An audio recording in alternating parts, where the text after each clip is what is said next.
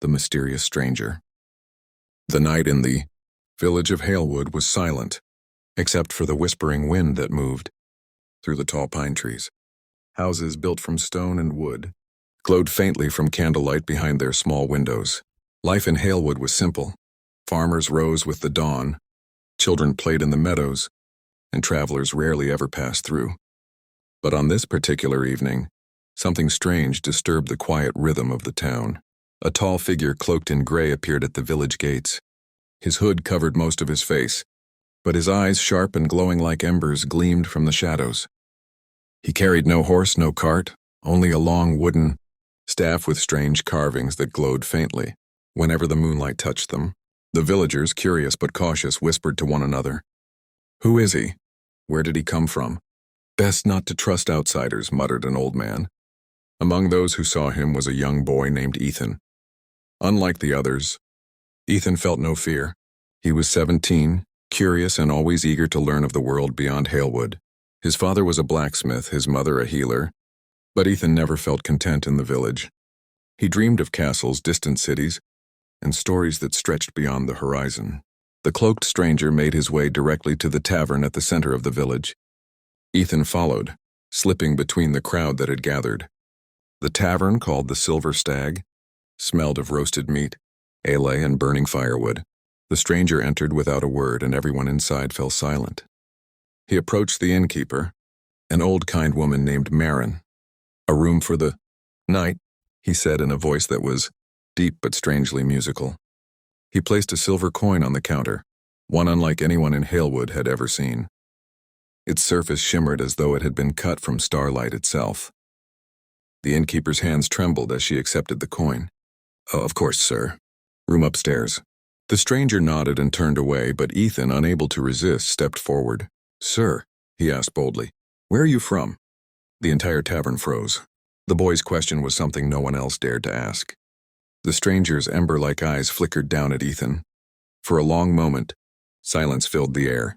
Then he smiled faintly, the kind of smile that hid more than it revealed. "I am from a place that does not exist on any map, boy." Gasps rippled through the room. Some laughed nervously. Others muttered about witchcraft. But Ethan only leaned closer. "What place? Tell me." The stranger studied him carefully. "You have the look of someone who is restless. Someone who wishes for more than this small village life." Ethan's heart pounded. How could this man see into him so easily? "Yes," he admitted. "I want to know the world beyond Halewood." The man lowered his hood. His hair was silver, though he looked no older than 30, and across his forehead was a faint scar shaped like a crescent moon. "My name is Kale," he said softly, "and the world you seek is closer than you think. But beware, once you step into it, there is no return." The tavern filled with uneasy whispers. The innkeeper urged Ethan away. "Don't speak with him, child. Strange men bring strange troubles." But Ethan couldn't shake the feeling that fate had just knocked on his door.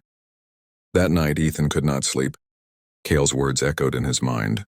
Once you step into it, there is no return. He lay awake, staring at the wooden beams of his ceiling, imagining kingdoms, wars, treasures, and ancient secrets. Suddenly, a faint knock came at his window. Ethan sat up quickly. Outside, standing beneath the moonlight, was Kyle. His silver hair gleamed as though touched by the stars themselves. "Come," Kyle whispered. Ethan didn't hesitate. He pulled on his boots, grabbed his cloak, and slipped out the window. The village was silent as he followed Kale through the narrow streets, past the gates and into the forest. For hours they walked beneath towering pines until they reached a clearing. In the center of the clearing stood something Ethan had never seen before. A great stone archway covered in vines, half buried by earth and moss. Strange runes were carved into its surface, glowing faintly with blue light. "What is this?" Ethan breathed. Kale rested his hand on the archway. A gate. Long ago it connected this world to another, a kingdom forgotten by time. Ethan's eyes widened. Another kingdom? Beyond the forest? Kale shook his head. Beyond time itself. The forgotten kingdom. It was sealed away centuries ago after a great betrayal. Only those chosen by fate can enter. As he spoke, the runes on the archway began to glow brighter. The air hummed with power, and the ground beneath Ethan's feet vibrated.